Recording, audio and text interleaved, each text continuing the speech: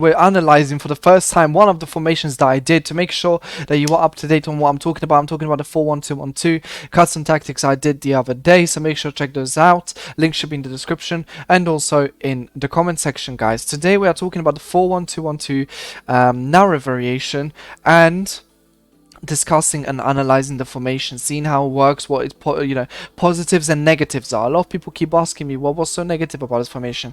I'm here to tell you guys and how you can obviously kind of negate those bad points about it, guys. Let's get straight into it. So firstly, let's talk about the magic of the 4-1-2-1-2.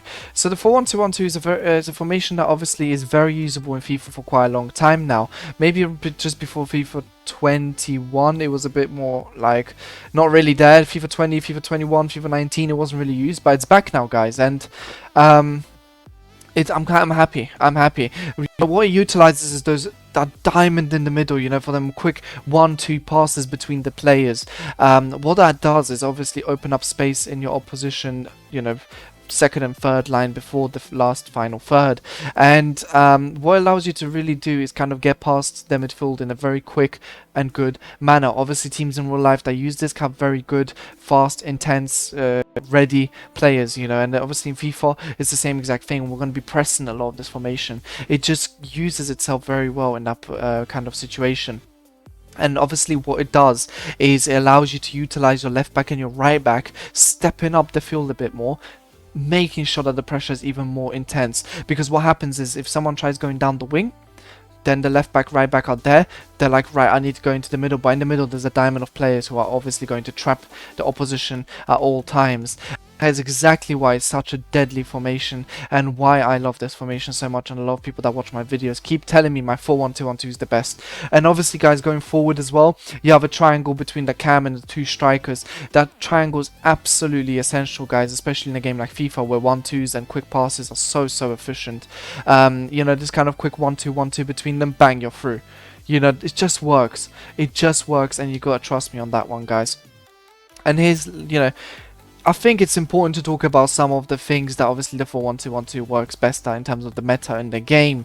So like I said before, the quick passes, the transition speed is absolutely insane on the 4-1-2-1-2. It's just rapid. It's such a good counter-attacking formation, especially if you copy my tactics and have your two strikers on stay central and then your cam on stay forward. Because guys, I'll be honest with you, what that causes is you just being able to boot the ball to your cam, head on to one of your strikers, one striker 1-2 with them, with the other striker, then they pass it back to the cam, bang, you're through.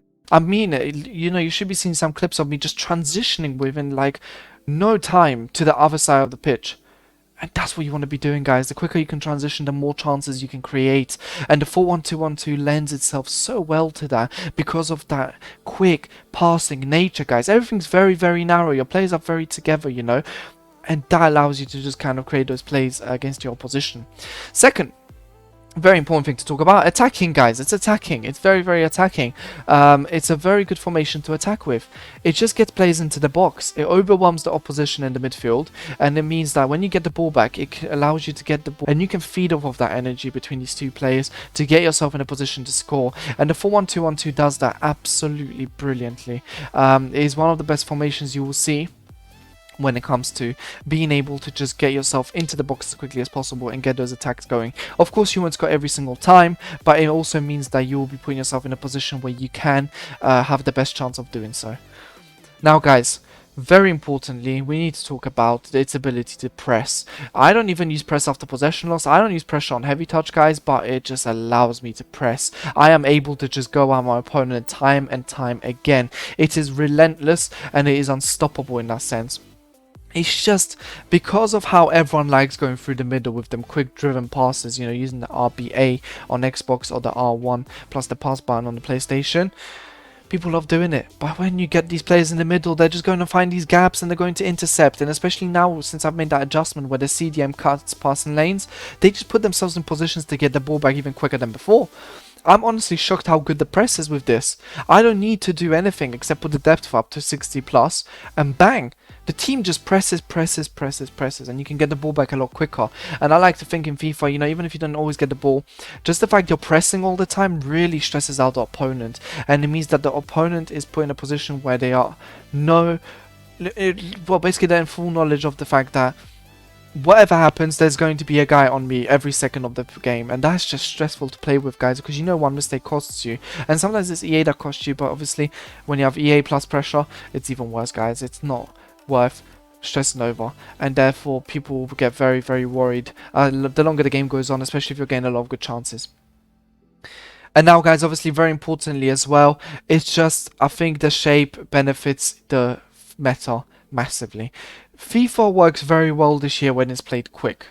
I'll be honest with you, this whole slow possession play, yeah, people still do it, but I feel like, you know, with the 4-1-2-1-2, you can really balance it out. The left back and right back really help you out in attack as well, you know. What they do is kind of allow you to stretch out the opposition a bit more. And obviously when the opposition is stretched out a bit more, you have more space in the middle where you have about 6 players running at them. You know, obviously excluding your CDM 5 players, but that's a ridiculous amount of players to be able to deal with for any defense. And then let's imagine that you have your left back, right back overlapping as well. It just makes it so deadly for the opposition to the point where I'd rather turn off the game and not play it. And like, I'll be honest with you guys, 4-1-2-1-2 when utilized is probably the most deadly formation in the game. And I know a lot of pros and I know a lot of good players will agree with me on that. It is one of the best formations I've used in the Elite Division, and I think it's by far one of the best formations in the game this year. Now, guys, no formation goes without its flaws. Now, look, there are some flaws that the 4-1-2-1-2 has. Let's talk about some of them. Obviously, firstly, guys, it is not very good at defending down the wing. I'll be honest with you, you know, I haven't noticed it as much. Maybe because people don't play it down the wing as often as they used to back in the day. And I feel like the left back, right back stepping up kind of pushes people away from playing down the wing anyway, because they see them and they're like, oh, let me just play into the middle.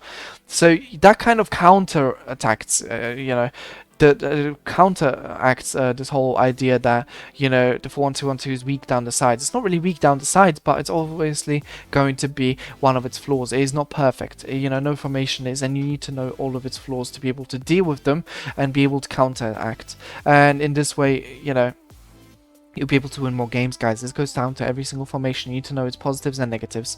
And I think it's very important as we talk about that, guys. We mentioned another negative with the 4-1-2-1-2. Since it presses so much, it's a risky formation. It means that obviously you'll be pressing a bit more, and obviously you'll be seeing goals I concede. The goals I concede is literally just from you pressing up with the centre backs and everyone else.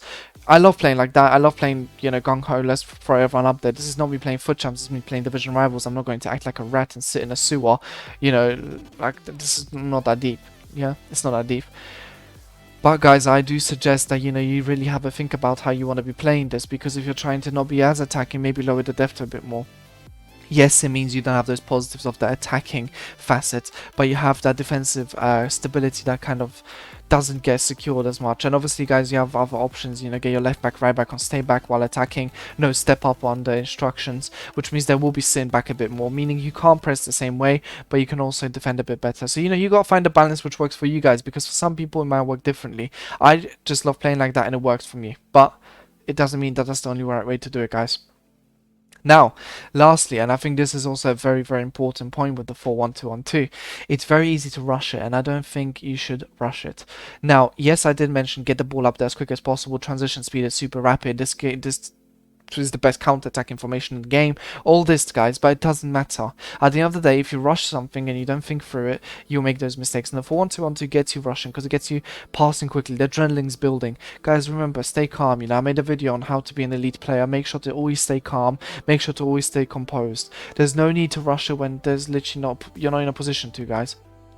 Make sure to be calm and keep doing your thing, guys. Keep those passes going and keep the attack. So guys, I hope you enjoyed. I hope this kind of a format has helped you just a bit more, just to understand more about the 4-1-2-1-2 and why I like it and what the negatives and the positives are. If you'd like me to go into more detail, let me know. If you'd like me to go into less detail, let me know. If you'd like me to add it to my custom tactics videos already, although I don't see where I'd be adding it, because then it'll be like a 25-minute video and you guys don't want that.